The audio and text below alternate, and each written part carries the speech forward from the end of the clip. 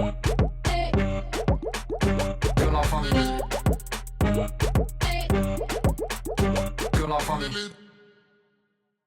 thanks for having me back here again. I was here a couple years ago, and we got a few people out a couple years ago, but nothing close to this. So I'm going to give credit on that to our wonderful team here, Gary and Marie, and the whole team for building Paris into one of our top markets at HotelTonight around the world. But also, congratulations to the family, because things are going extremely well here, and it's so wonderful what they're doing. It's such a great community here. So who here has heard of HotelTonight, knows what we're about? Some people? Okay, I'll give a brief overview of HotelTonight. We are a mobile-only, we're an app to book hotels last minute at discounts. We started in the US 6 years ago in 3 cities, in San Francisco, LA, and New York, and today we're live in about 35 countries, about 2,000 cities, mainly in Europe and North America at this point. And you can come to HotelTonight, it's mobile only, to book great discounts on hotels up to a week in advance, but no more than that. So it's been a really fun ride for the last 6 years. I was asked to come here to talk a little bit about a transition that we undertook last year in 2016, which was a year where we set out to turn HotelTonight from a company that was burning millions of dollars a month into a profitable company that was a sustainable company that would last for years. And so that's what we did in 2016, and you know, I'll spoil the ending. We were able to make the transition, and we're still here and growing. And 2017 is going to be a big year for us. But I'll tell you a little bit about what we went through and how we were able to make that a success, and hopefully some of that will be helpful for you guys as you inevitably face transition periods for your companies as well. So you know, where we all started, where we got started is probably very, very similar to where you guys have gotten started. In the beginning, it was all about growth for us, as it is for most startups, most technology-driven startups. And there are a couple reasons, I think, why this is true. First of all, you know, the growth for most of us who are either trying to disrupt an existing industry or potentially create a new industry, the name of the game in the early stages is to demonstrate some amount of credibility, whether to investors or to customers or to partners. And that credibility can usually be demonstrated in the form of customer interest. And customer interest, at least for HotelTonight in the early days, was as a mobile company, we measured customer interest in terms of app installs or downloads. Later, we measured it in terms of what we called gross booking volume, which is the amount of money that customers spend on our app, but is not the amount of money we keep. And so for a lot of reasons, these growth metrics aren't real metrics at the end of the day. They're more just metrics that we call them vanity metrics. They feel nice, but they don't really mean anything at the end of the day. The other reason why growth is really important for a technology-driven startup, as most of us are, is because we generally spend a lot of money building great technology, and so we have a very big fixed cost base that we've got to generate enough transactions, profitable transactions, to be able to overcome that fixed cost base that we've got. And I'm sure that's what many of us in this room are going to face or have already faced. But those are the two reasons why growth is so important at the early stages. Investors love growth. Investors will, no investor wants to run away from a rocket ship ride. They all want to be part of it, and so there's a lot of pressure to continue growing. And these are the metrics that investors will fund, and that's what creates the need among startups to want to grow faster.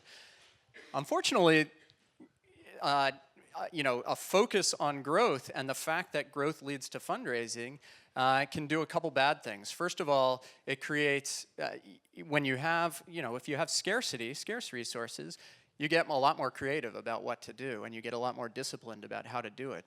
But when you have lots of money coming in the door, and HotelTonight raised about $80 million over the course of the 6 years, when you have a lot of money, particularly when the reason you got that money is because investors wanted to see growth, then you feel a lot of pressure to continue to show growth, and you don't feel a whole lot of pressure to be very disciplined about creating that growth or be very efficient about creating that growth. And maybe it's not discipline, it's just you don't have time. It's not something you have time for because you're feeling so much pressure to grow. The problem is this creates a bit of a vicious circle because you feel the pressure to create growth, you create the growth, but you don't do it efficiently, and that creates the need for more fundraising to raise more money in order to create more growth, and then you're back to the beginning of that cycle. And that's the cycle that a lot of startups find themselves in, and it's certainly the cycle that we found ourselves in, where we weren't in control of our destiny. Everything we were doing was done in order to please investors in the next round. And as a result, we weren't able to do a lot of the things that we wanted to be doing. Now, at this point, I'll take a step back because, at this point, we faced a decision. And I'll tell you a little bit about that decision. The vision that we had when we first launched HotelTonight 6 years ago was about carving out a little niche of the travel industry, which was last-minute mobile bookings, which we felt was underserved at the time. And we were going to own that niche. And that's what we were going to do. A couple years in, or a few years in, we started to realize two things. First of all, in our top markets, we had sort of achieved that vision. We had gotten to the place in our top markets where bookers and hotels both saw us as the default way to book or sell hotel rooms at the last minute. In addition, we started to recognize the fact that the niche that we had chosen, again, mobile and last minute, was quickly becoming mainstream. It wasn't a niche anymore. Everything is moving to last minute, and everything is moving to mobile. So we had chosen our real estate really well, but it meant that our vision, we had to change our vision. Our vision had to become a lot larger. And we were cognizant of the fact that every once in a while there are these technological revolutions that occur that change society in a big way, and everything that society is demanding changes. And we're in the midst of one of those right now in this mobile revolution that's really, and I think everyone would agree, is changing society in a lot of ways in terms of the way we interact with each other and the way we interact with companies. But these things have happened before, and each time they happen, there are companies that see this new customer demand and have the skills and the DNA and the concept and the idea to give customers what they now want in this new generation after the revolution.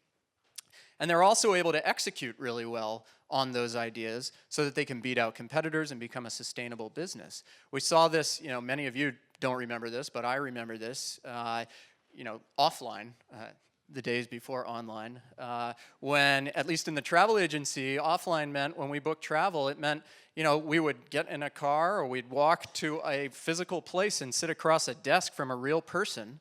And we'd talk to them about where we wanted to travel, and they would give us advice about where to travel, and we would take their advice. And we took their advice because we trusted the relationship, we trusted the person, and those were the things we valued in those days. But then comes the internet in the mid-90s, and all of a sudden we all just threw all that away. All of a sudden it was a nuisance to actually go somewhere and talk to someone in person.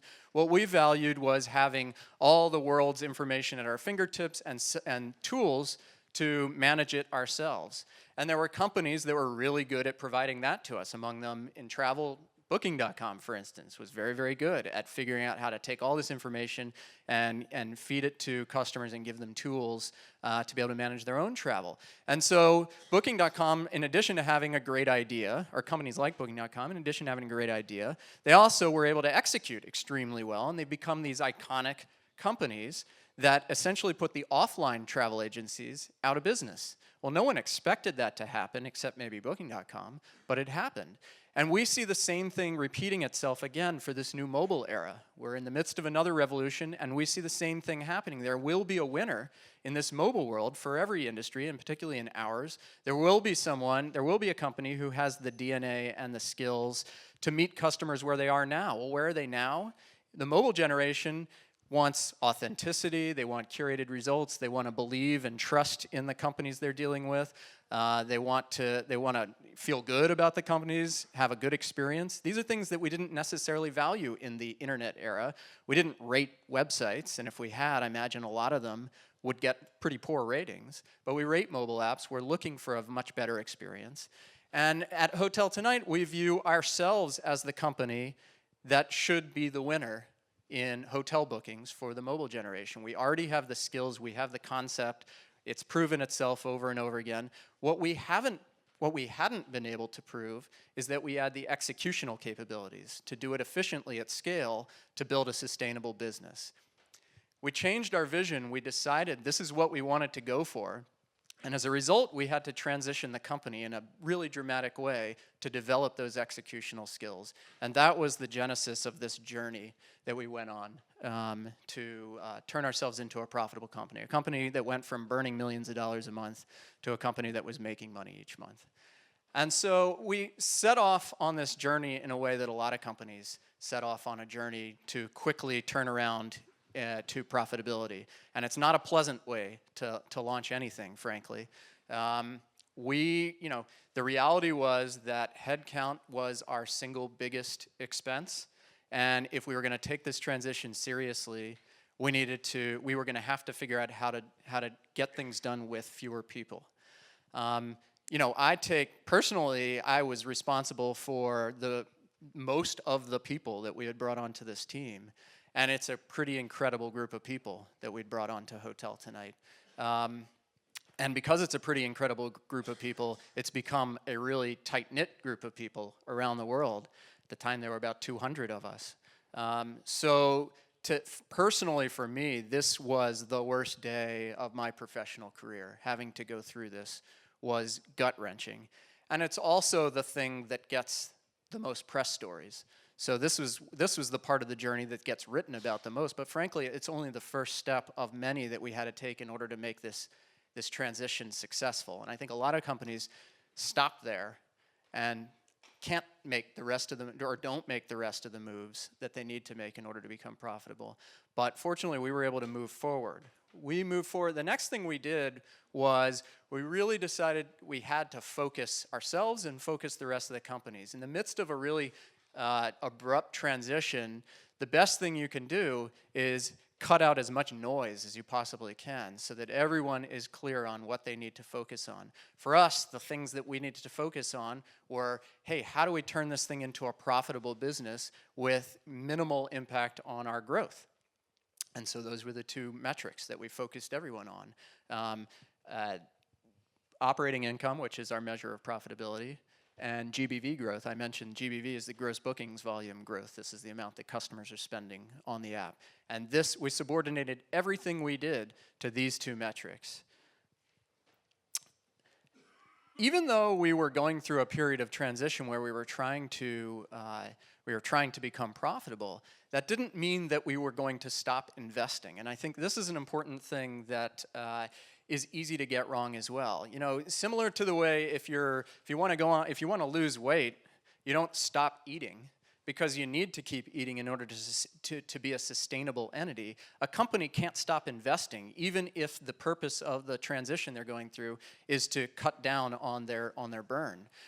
A company needs to keep investing, and frankly, we did keep investing. 2016 was probably our most prolific year in terms of new product feature launches because we needed to keep doing that. And it was probably, I don't know this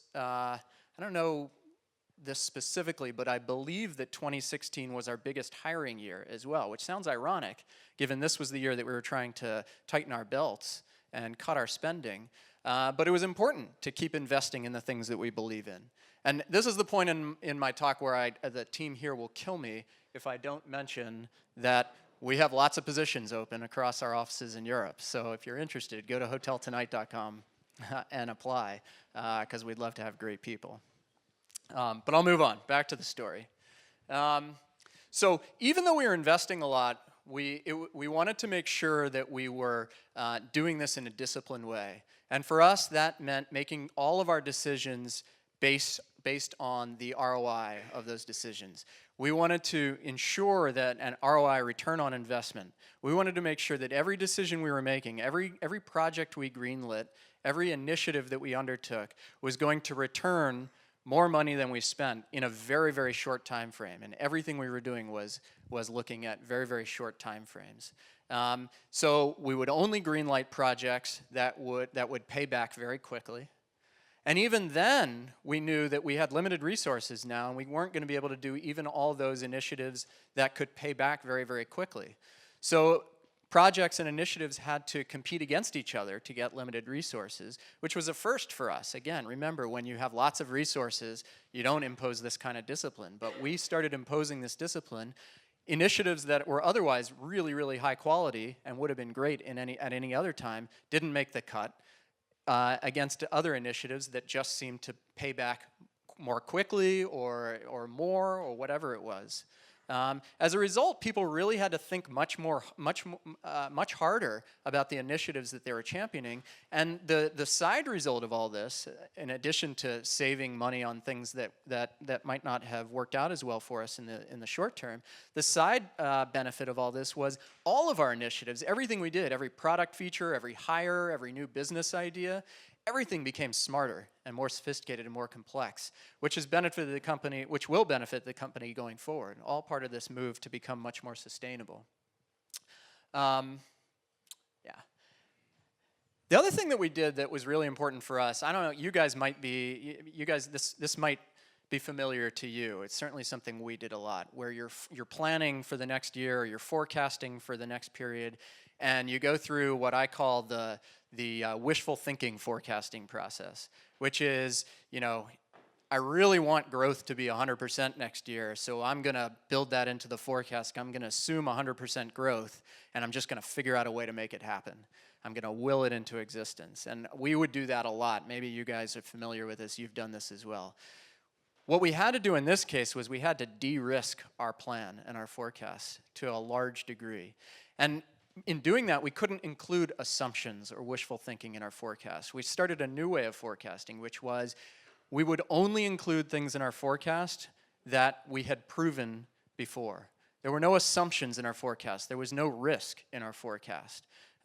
So an example would be if we wanted to try a marketing initiative, we would only build in assumptions for that marketing initiative if we've done it before and if we've seen it work before.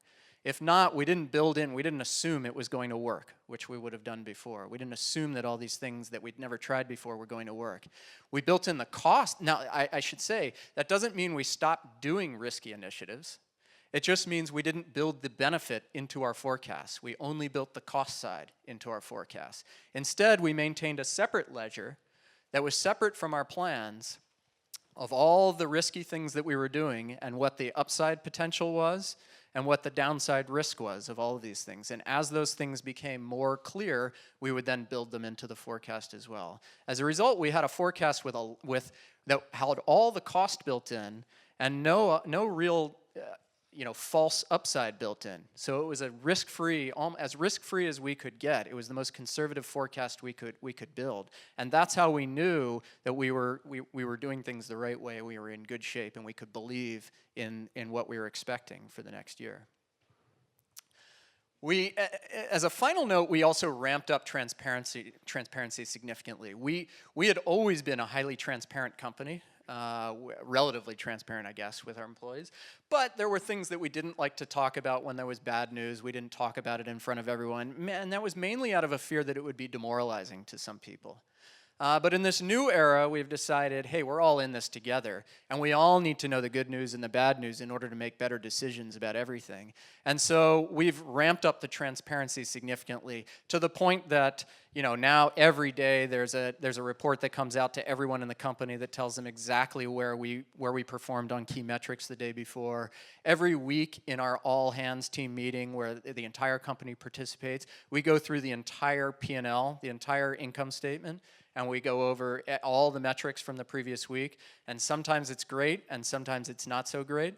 And we found that it helps to build camaraderie to do this, and we're all part of one team. And it builds a lot of discipline among everyone when they know what we're up against and in what context they're making the decisions that they're making. It's helped a tremendous amount. So through all this, we've gained a lot of insights. The best lesson, of course, is to never get yourself into this situation in the first place. But sometimes, that's not possible. And sometimes there are just, circumstances that force this kind of thing. And frankly, sometimes The reason why you get into a situation where you want to make this transition isn't bad news at all. It's not the result of the fact that you're up against the wall and you're out of money. It's more a result of the fact that you've grown so quickly that now you're considered in a higher echelon of companies for which there are higher standards. And investors want to see more out of you, and you've got to ramp up your discipline to meet those new expectations. That could be a good news story. Either way, there are some lessons that we took out of it, some of which we got right and some of which we got wrong, that I'll share with you guys that I think could be helpful in any kind of transition, not only this kind of transition. So first of all, once you've identified a problem, particularly an existential problem like the one we faced, best to act very, very swiftly. And of course, it's human nature to want to be very cautious about going into some of the decisions we had to make in terms of cuts and things like that. But that would be the wrong way to do it. I'm really proud of the fact that once we identified that there was a problem, it was only a couple weeks before we were already taking some of these big steps to move on them. The reality is, particularly in a world like in a situation where we had to make layoffs, once we had decided that we needed to do that, the longer we sat there and didn't do anything, the more it was going to color our interactions with all of our employees every day, some of whom were going to be affected by the layoffs, and that wouldn't have been fair for them, and it wouldn't have been fair for the company. Similarly, the more likely it is that information is going to start to trickle out, and so the longer you wait, the less control you have over the message to everyone. And controlling the message in periods like this is extremely important. So my suggestion is to act much more quickly than you think you can in order to make sure that everything is done in the way you think it needs to be done.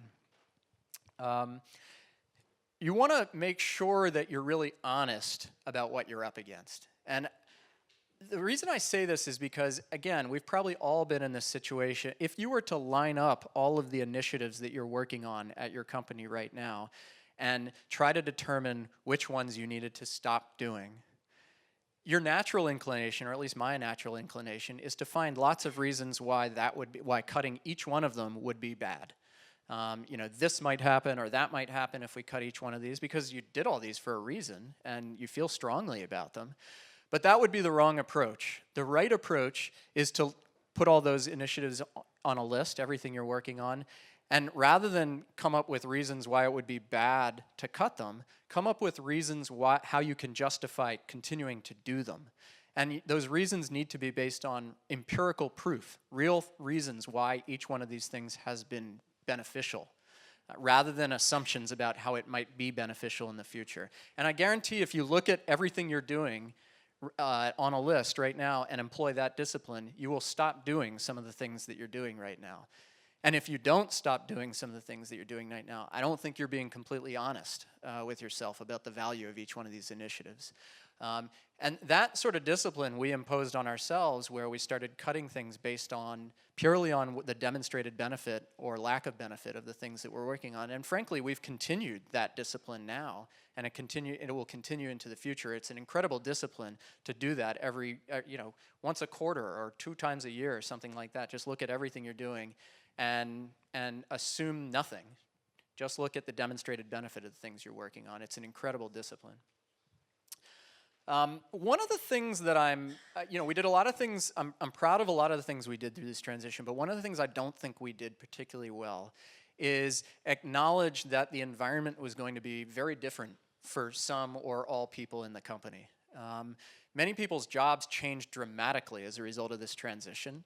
A good example are the teams that manage our relationships with hoteliers around the world, and we negotiate every single deal we put up on HotelTonight directly with the hotels that we work with. So that's a labor-intensive effort for us. These folks who had previously spent, most of their time was spent doing things to make hotels feel much better about HotelTonight, suddenly had to think about that, but also think about how the relationship was working for HotelTonight as well. And sometimes that meant renegotiating new commission structures with hotels where they would end up paying us more. These were not pleasant conversations, particularly in a world where we'd never had to have them before. And one of the things as management I don't think we did particularly well was recognize that those kinds of things were, made people's lives dramatically different as a result. And it took us a while. And as a result, we faced some some people didn't feel totally supported by management. And as a result, there were morale hits that we took along the way. Now, luckily, you never get everything perfect. And luckily, we were able to course correct quickly enough that, this wasn't a disaster. But it's something, if I had to do over again, I would be much more cognizant of the impact that a move like this has on every single individual employee's life. Or at least their work. This is an important one that took us a while to figure out. All the plans that we had created over the years that got us to the situation we were in, where we were burning way too much money, were all approved by our investors. And look, we've been really fortunate. We have some of the best investors in the world sitting around the table, and they're amazing partners and collaborators, but they're not perfect. And the fact that they were approving these plans that ended up getting us into a bad place proves that they don't have any special superhero vision that we as entrepreneurs don't have. We're all in this together, and frankly, at the end of the day, it's the entrepreneur's responsibility to make decisions. It's your responsibility to make decisions, and even if you make decisions based on pressure or what you perceive to be pressure or advice from your investors, and that turns out to be wrong, it doesn't do you any good to blame your investors at that point, because only you're responsible. And that's something that we learned through this process, and we've really taken charge in a way that we hadn't before of all the decision-making we do at the company, recognizing that at the end of the day, we're the ones who are responsible for those decisions. I mentioned that it's important to get as much noise off the table as you possibly can. It's really, really important to make sure to explicitly describe what we're all in this for and what our goals are to everyone, so that everyone is very, very clear. Like I mentioned, we've been very, very fortunate to have an incredible group of people working at HotelTonight, but even incredible people need guidance. Not only because they might make bad decisions, but probably more likely they might make good decisions that are not in the direction that we want to go, and as a result could really have bad effects on the company. So it's really important in a time of rapid change to make sure everyone is clear constantly on what the goals are, and they know what their individual objectives are, and they know how that contributes to the company's overall objectives. We were really fortunate. I mentioned our planning process and how we de-risked our plans. We really made a big effort to set. And look, I am a huge fan, and in ordinary circumstances, I'm the person that's pushing to set aggressive goals, and I believe in that. I believe it forces people to push really hard and stretch. But in a time of this kind of transition, just reorienting everyone to the new realities is enough of a challenge and enough of a stretch. There's no need to layer on aggressive metrics goals and things like that on top of that. The reality is, if you miss your plans early on in the midst of a transition like that, it could be incredibly demoralizing for everyone. By setting really conservative goals and then beating them, which we did repeatedly, we were able to beat them, gain a win, grow morale. People got more excited, more bought into the process, and then we could increase our goals incrementally each time. We increased our goals a little bit more incrementally each time, and it got people excited about participating. It got the whole team involved in this, and it really built a momentum that snowballed and created. And we ended up. Our plan was to achieve profitability in August of 2016. We ended up achieving it in April as a result of this momentum that we had achieved, and that I'm really proud of. And finally, it's important to not lose your soul. This is a photo of the bar in our head office in San Francisco, and we got a lot of questions and concerns from the team, and rightfully so, or from the team internally and externally, rightfully so, about why we weren't cutting things like the bar, or why we weren't cutting things like events that we did for our employees, or why we weren't cutting things like employee development programs and coaching and things like that, all of which cost money and are visible, highly visible throughout the company. But the reality is, in order to be sustainable, you can't just be financially sustainable. You also have to be culturally sustainable. And you have to have a strong culture and a strong environment so that people can collaborate and enjoy working with other people. And that's just as important as the financial stuff. You can't do one without the other. We had always enjoyed a really strong culture at HotelTonight and a really strong camaraderie. We just didn't have the financial stuff together. So in order to put the financial stuff together, we couldn't kill the culture side of things. And frankly, most of this stuff, in the grand scheme of things, doesn't cost enough to really have made an impact on our transition efforts if we had cut it anyway. It would have made a huge impact on culture, though. So we were very, very clear that there are certain things that are not cuttable, and those things are the things that contribute to what makes HotelTonight special for all its employees. I'm a firm believer that when it's a special place for the employees, it's going to be a special place for customers as well and partners, and I think we've proven that over the last several years. And I never want to lose that. That's just not a place I'd want to work. So those are the lessons learned. That's the transition we went through. And luckily, like I said, I spoiled the ending here, but we were able to get through this, and now we're poised for bigger things, and we're looking forward to the next phase. Hopefully, some of this stuff is valuable for you, no matter what phase you're in. I mean, we're all in the same community here. And it's important to help each other out through these kinds of transitions. Hopefully some of this helps, and I certainly look forward to coming back when we're in the next phase, and I've got some even bigger stuff to talk about. But for now, happy to answer any questions that anyone has.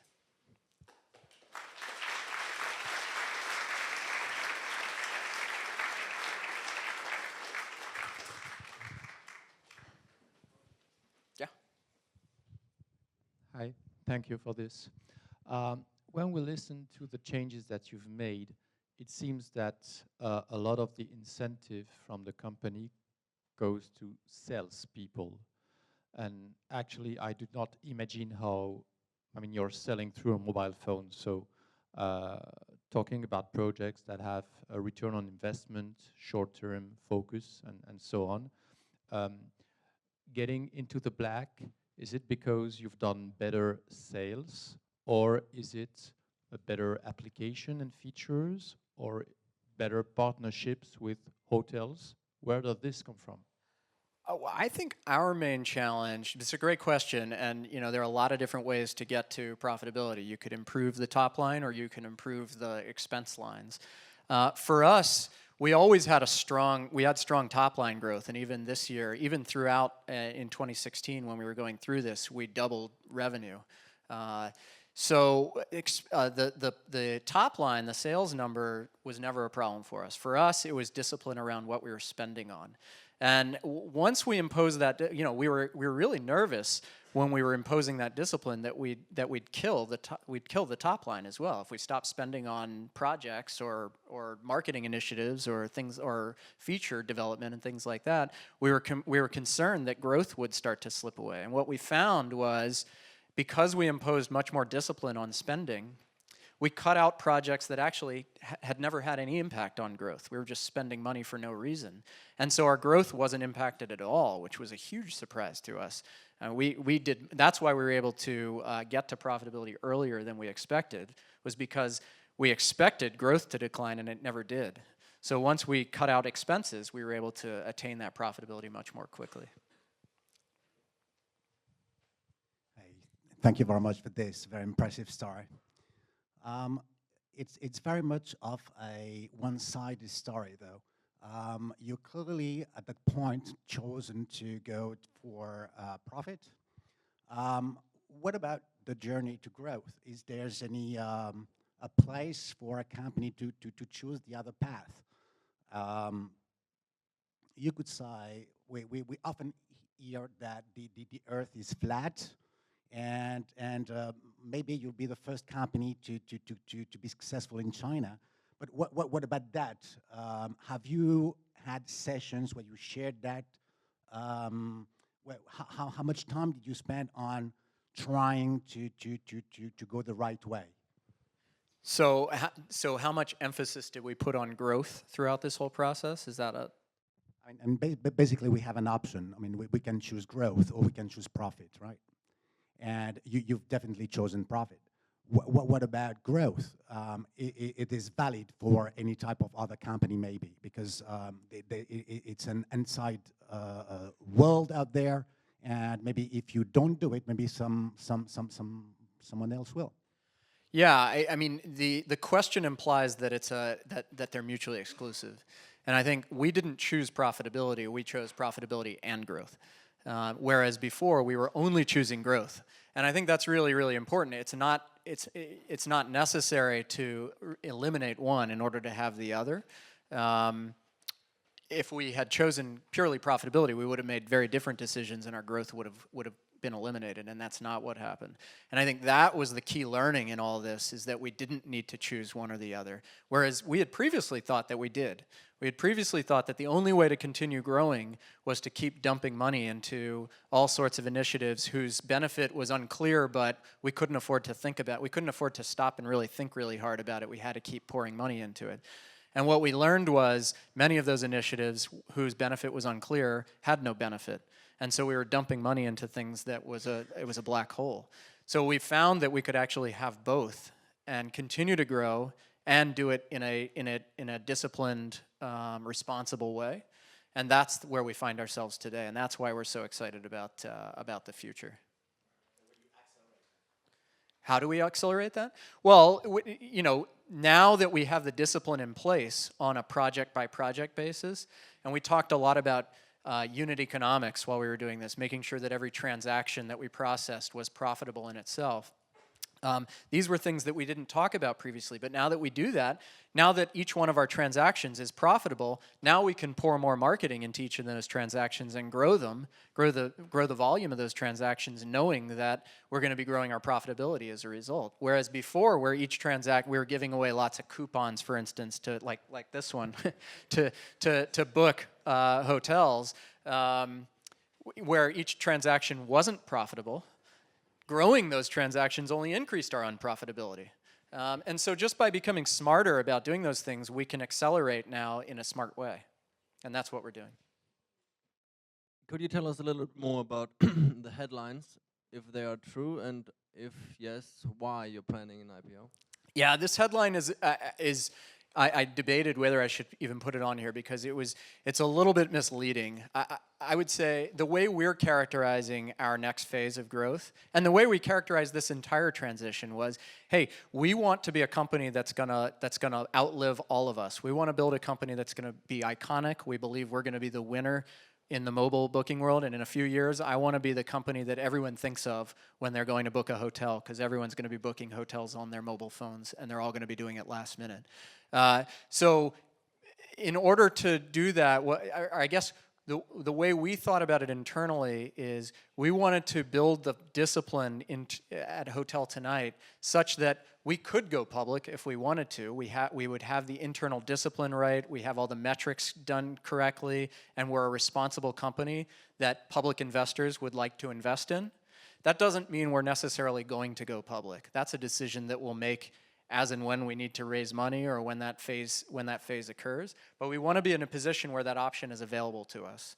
And that's really what we're focused on right now. And ultimately, having a startup is all about maintaining optionality and having options, because you don't know what's going to happen in the future and you don't know where your path is going to take you. So you want to keep as many options open as you possibly can, because the more options that are closed to you, the less degrees of freedom you have when things happen that were unexpected.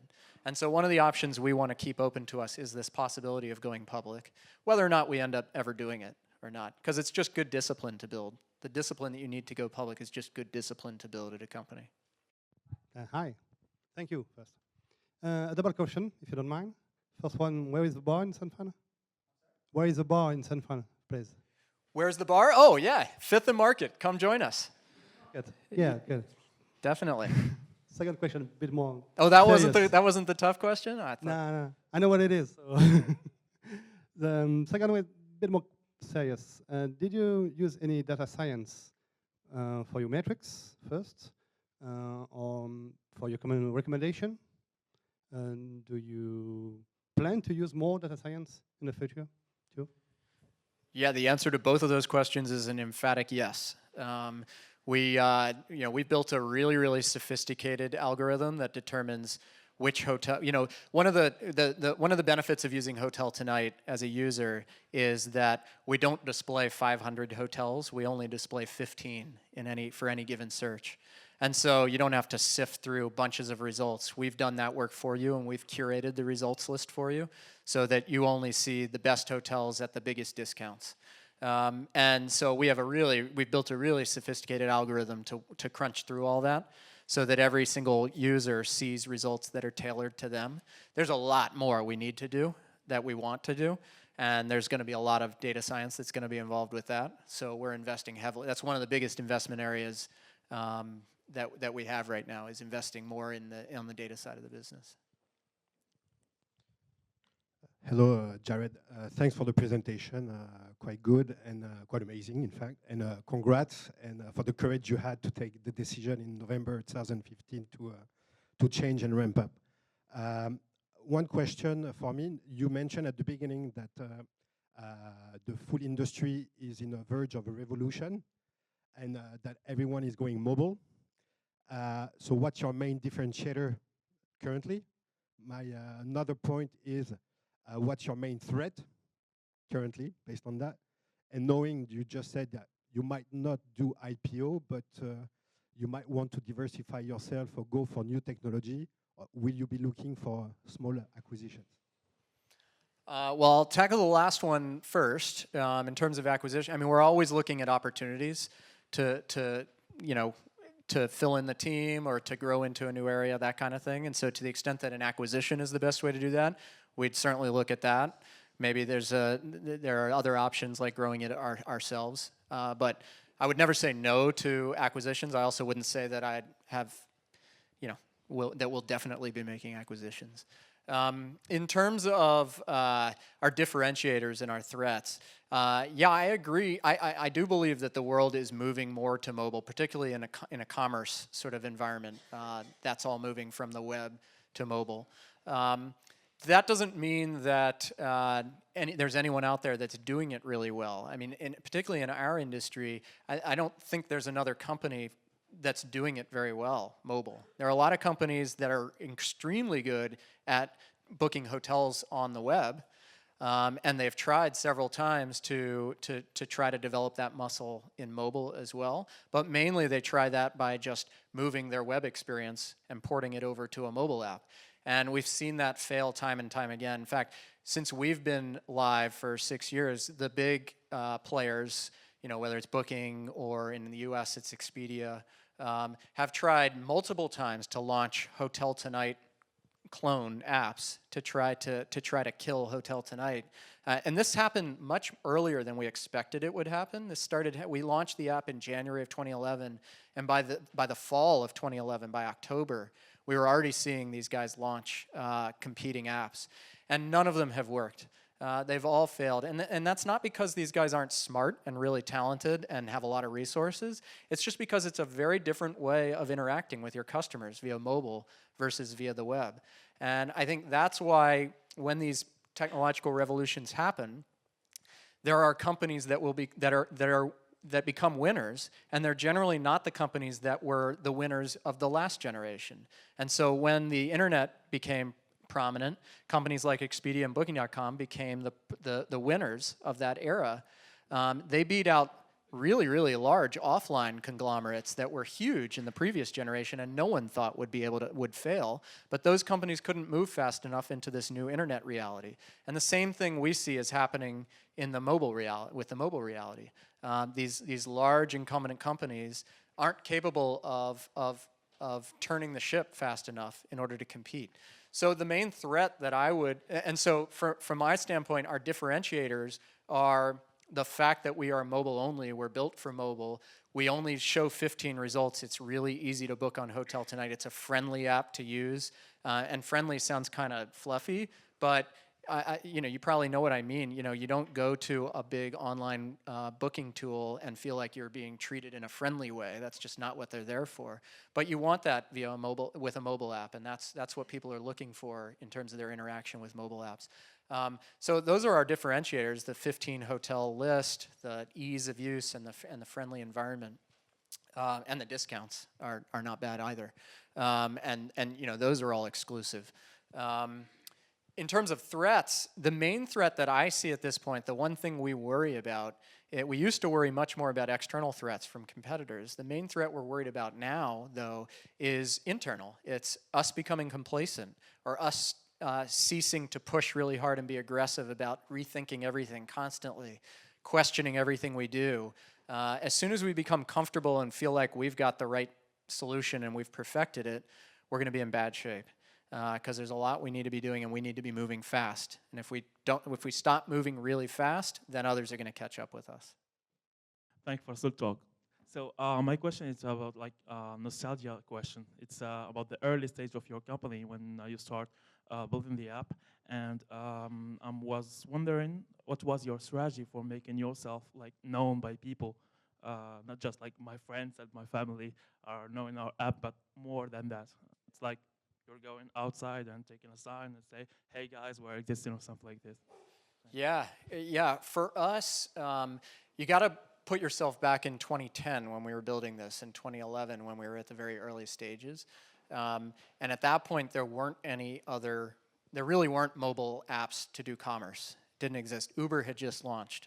That was really the only one that we knew of at the time. And so just the fact that you could book hotels via a mobile phone was a novel concept. And our style of doing it, where we only listed a few hotels and it was only last minute and that sort of thing, created a lot of novelty as well. And so our strategy for gaining awareness in those early days was based on how can we play on that novelty to gain, just to get people interested in what this is. It's just unusual. They've never seen anything like this before. So we utilized PR heavily. We worked really, really hard to get stories written about us in newspapers and everywhere around the world. And reporters really liked to write about it because it was really novel at the time. It was a unique story. And we worked really hard on social at the time. So we offered a lot of these credits. Too many of these credits, frankly, and a lot of them were referral credits. You know, if you get a friend to book, you get credit and they get credit and that sort of thing, and we encourage people to share them on social media and do things like that, and that was really, really successful for us. In the very early stages, we also did a lot of our own sort of growth hacking type stuff, where we would offer credits to people for people liking us on Facebook and doing things like that. We got shut down on Facebook several times for doing things like that. But this is the kind of thing that you have to do when you're early stage. You just got to scrap everything together and do everything you possibly can do to get people talking about you. And so those are the kinds of things that we did early on. But we certainly weren't investing in. We also bought a lot of. The other thing we did was we bought a ton of installs. At the time, you could just pay for installs, or it's a lot easier to pay for installs. And this is part of that inefficient marketing that we were doing, where none of those installs were extremely poor quality installs. They weren't going to convert into anything, but they built our vanity metrics so that we could show ourselves to be a much bigger company than we actually were. We ended up getting featured in the app stores and things like that. We were up at the top of the search results of the app stores because of the volume of installs that we were getting. So there was a lot of that kind of thing as well. None of those things would work now. But they're the kinds of things you need to do when you're scrappy and just getting started. Thank you for your presentation. I just wanted to know, you told us that it was different to create a website and to create a mobile app. So can you tell us the main points we have to be aware of to have a successful mobile app when we already have a successful website? I'll tell you from my perspective, but I am not an engineer. So there are engineers who are here with me, and I don't want to say anything that I'm going to get beaten up for after this. What I would say are the key considerations are, first of all, the size of the device is really important. There's a lot of stuff you can put on a website that you can't put in a mobile app, and that's one of the reasons why we've seen a lot of our competitors fail when they port their websites over to a mobile app, because they're trying to provide all the same options and all the same bells and whistles in their mobile apps that they did on a website, and it just becomes messy and very, very difficult to use. So if you look at HotelTonight, for instance, there are a lot of options that you're used to on other hotel booking apps that you don't have on HotelTonight. we made assumptions about what you're going to want. So for instance, in most cases, you can't choose what room type you want to book at a hotel. We just assume that you're booking a room for 2 people. And that way we were able to take a lot of options out of the equation. You can't search for a specific hotel on HotelTonight, which you obviously can do on a website. So things like that allow us to trim down the experience substantially. The other thing is on a HotelTonight, by virtue of the fact that we limit the bookings only to up to 7 days out, there are other things that you don't need on the app. Like we don't need a calendar functionality. We don't need all of this kind of functionality that you would have on a website. So you've got to think about what product and service you're offering, and it's different on mobile than it is on the web. The other things you need to think about are the fact that maybe this was more of a consideration when we were just getting started and less so now, but reception is an issue. If you have timeouts are going to happen on a mobile app, and so if you have a website that doesn't account for that kind of thing, it's not going to work via mobile. I'm sure there's a much longer list that if I got more technical, if I knew what I was talking about, I could tell you about those things, but I'm probably not the person. The point is, though, it's a different function for a different device, and you've got to think about what you're offering that's different for this device than you would on a website. It's one of the reasons why when we first launched, we were only same day. You can only book a hotel for tonight. And we've expanded to allow you to book a hotel up to 7 nights, but we haven't expanded beyond that because we find that the thought process that people go through when booking a hotel 6 months out or 2 months out is very different from the thought process they go through booking a hotel last minute. And the last minute thought process is perfect for a mobile app when you're out and about and you don't have your computer anyway. But we'll let the other guys deal with the advanced booking stuff on the website because that's a very different, much more complicated process that wouldn't work on mobile very well. Does that help at all? Okay. All right, guys. Well, thank you very much. Appreciate it. Have a good night.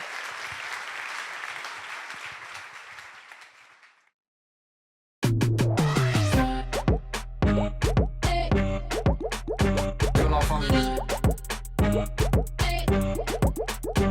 la famille.